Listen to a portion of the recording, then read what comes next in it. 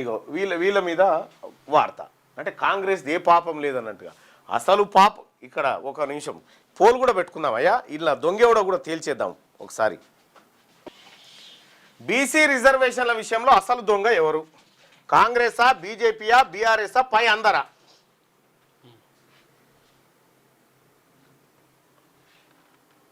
ఏ బీసీలలో ఎవడు అడుగుతాడా, వాళ్ళకు పదవి వారేస్తే పడి ఉంటారనేది రేవంత్ రెడ్డి ఆలోచన. మీరు రాసి పెట్టుకోండి రేవంత్ రెడ్డి గారు, నా అంతరాత్మ సాక్షిగా చెప్తా ఉన్నా, నువ్వు బీసీలకు చేస్తున్నటువంటి అన్యాయం ఏదైతే ఉందో దీన్ని ఎట్టి పరిస్థితిలో ఉపేక్షించడానికి సిద్ధంగా లేం. బీసీలం ఉపేక్షించం కూడా. నువ్వు చేసేది ఏం లేదు, రాకాసులతోనే కొట్లాడినాం. బీసీ రిజర్వేషన్ల విషయంలో అసలు దొంగ ఎవరు? నువ్వు బీసీలకు మోసం చేస్తే మనకు వార్ స్టార్ట్ అయినట్టే. ఇక ఇంకొకటి లేనే లేదు.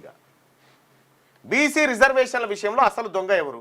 కాంగ్రెసా, బీజేపీ, బీఆర్ఎస్ఆ, పై అందరా? వాస్తవానికి ఇందులో పేర్లు పెట్టాల్సిందే నేను. దయచేసి కనీసం బీసీలు అనుకునేటువంటి వాళ్ళు ఈ ఒపీనియన్లో పాల్గొనండి. లైవ్ చూస్తున్న బీసీలారా, కత్తులు పట్టుకొని యుద్ధాలకేం పోకురు కానీ కట్టుకొత్తురు చాలు గంతే. బీసీ రిజర్వేషన్ల విషయంలో అసలు దొంగ ఎవరు?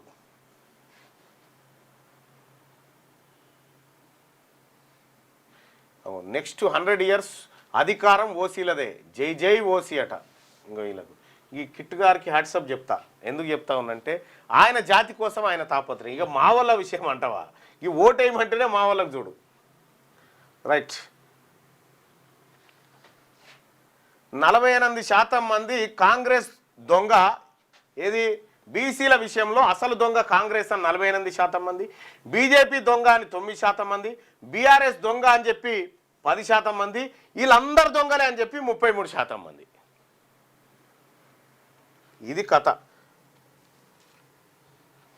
బీసీలకు అధికారం వచ్చుడో మీరు ఉండుడో లేకపోవడో, మేముండుడో లేకపోవడో తెలుసుకోండి.